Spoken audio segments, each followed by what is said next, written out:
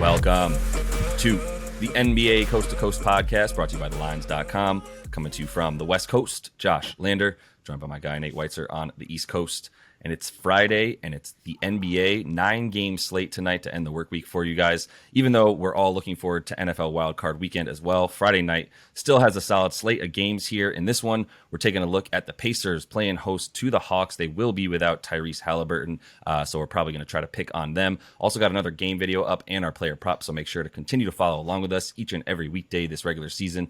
Also want you to head to thelines.com. That's where we put up all this great stuff in written form as well. Also have our odds finder tool on there. You can use that to make sure you're getting the best juice back on all these bets you make in the across U.S. sports books this NBA season, I should say. Nate, let's go ahead and jump into this 9-game slate and then talk Pacers and Hawks. Yeah, it starts with your Knicks looking to stay hot. They're minus 4.5 at Washington.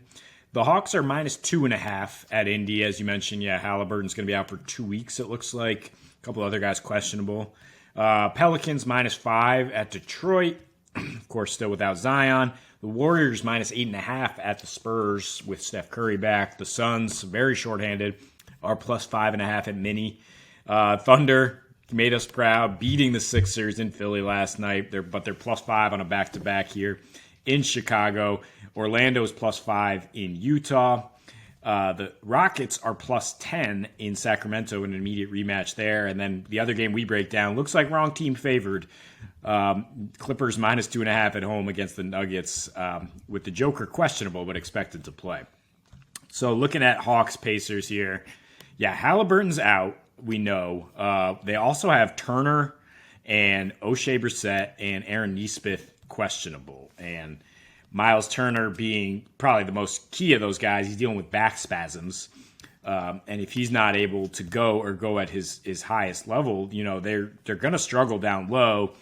Without Turner, they gave up 119 to the Knicks 2 nights ago and 33 free throws, lost the rebounding battle. They only gave up 38 paint points, which is really strange, but I mean, maybe that's just the way the Knicks are playing right now with Jalen Brunson carving teams up in the mid-range. And the Knicks did hit 15 threes, and they won despite losing the assist-to-turnover ratio badly. And that's really the key thing for the Pacers, right, is they win assist-to-turnover. They have great team ball movement and a high assist-to-field goal ratio because of Tyrese Halliburton. And you, look anywhere on their offense, and it's driven by Baby, Josh's boy. They're number 1 in fast break points, 3rd in assist-to-field goal ratio, 5th in threes. He can get hot himself. He can find guys. And so without him, we do expect the offense to tail off a little bit. But they've only played 1 game without him this season. And it was a weird win over Golden State. In Golden State, who had everybody, but, you know, we won't get into that. The point is, going back to last season, they had lost 5 straight without him with a negative 8.5 net rating, a 108 offensive rating. So the fact that these teams have gone over in 9 straight meetings, there's a lot to indicate another over. If you just look at the previous history or the trend that the Hawks go over as road favorites, whatever. But I'm really trying to zig and zag here and take under 238. I think it is a sharp play because Halliburton's out. Because Trae Young missed a game with illness, and we don't know how effective he will be. DeJounte Murray has struggled. The Hawks are the worst 3-point shooting team in the league this year, and neither of these teams are getting to the free throw line at a very good clip. So the Hawks probably not going to be able to take advantage of the Pacers the same way the Knicks did. And the Pacers, surprisingly, even with Miles Turner out for that last game, they have the number 1 defensive efficiency rating over the last 3 games. That's against the Knicks, Hornets, and Blazers. Those games are averaging just 221, and they're 7th in opponents' 2-point percentage. So if the Hawks can't hit threes and they're not getting it going in the mid-range, I don't see either team scoring a lot here. But I think we lean towards the Hawks, assuming Trae is ruled in, and we see his props up this morning, so he's probably coming back.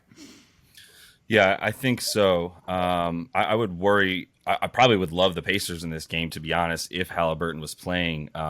They're going to continue to play at the pace that they play. We even saw that in when he went out against the Knicks. Obviously, they needed to make a comeback, but that's how they play, especially in the second half. They just look to wear you down. But really, when we say we mean Halliburton, right? They play the same way in their second unit in terms of the same pace and the same style of play. So it's not like when Halliburton's not on the floor, the Pacers change their identity. But they're not going to have the tool that they need, which is Halliburton, to be able to pull off what they do, which is everything you said, about their offense is completely correct. I don't believe in their defense. I do believe in the sort of lack of pace that we've seen at times with them in these lower scoring games, even against a team like the Hornets. And that Blazers game was a solid game for them as well, but that they've been struggling a bit on offense. Need a Dame to give them 50 last night to be able to even try to hang with the Cavs, and they ended up not being able to do that despite his 50. So that kind of tells you where their offense is at,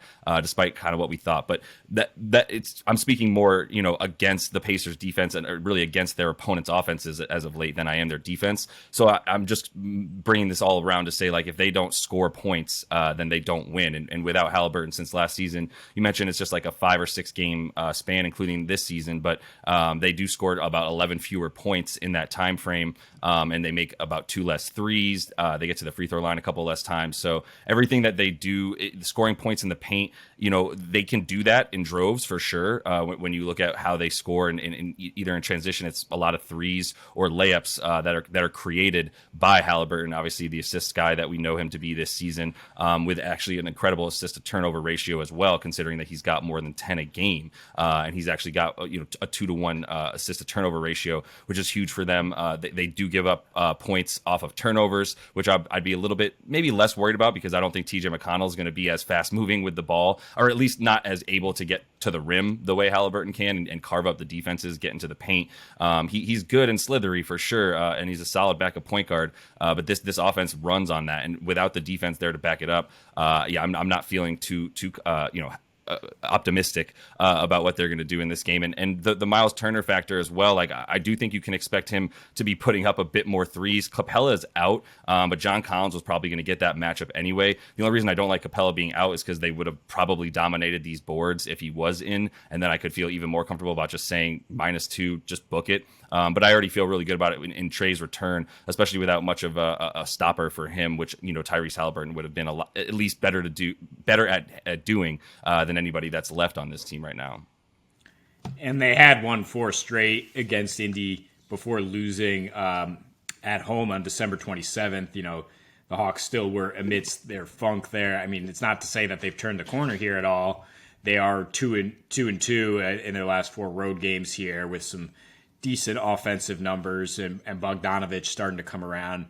I mean, the Pacers have a great bench. Don't get me wrong. Guys like McConnell, Mathurin, and the other rookie Nembhard are going to step up here. And we do preach caution in saying the first game the best player's out, attacking that other team so much. But I do think we'll see some offensive struggles down the stretch. So if you are a little wary about backing the Hawks, I think the under does make sense. They've gone under in 3 of their last 4, with playing at a 100 pace, which is slower than the recent meetings have been. And I mean, they're 7th in opponents' 3-point percentage. So how are the Pacers going to score? With those guys out there, Benny Matz is going to be shooting a lot of threes, etc. And will they be able to score? And the Hawks struggle to score down the stretch. They're 24th in fourth quarter points. Indy, interestingly, number 1 at home in fourth quarter points. But Tyrese Halliburton has a 45% assist rate and a 122 offensive rating in the fourth quarter this season. So without him, will they be able to keep it going? Probably not. This is maybe an opportunity to do a live under if it does start to look high scoring at the beginning, or bet that before the game even starts. Yeah, I'm with it. And you bring up the fourth quarter. Yeah, they're incredible, especially at home.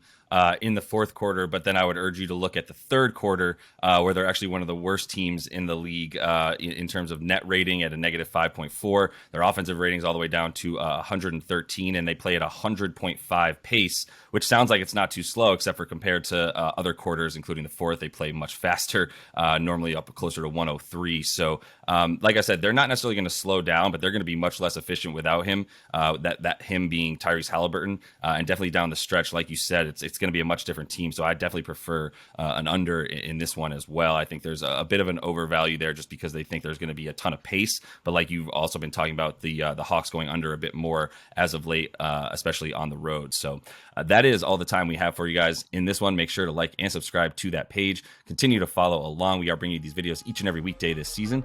So until we see you next, happy betting.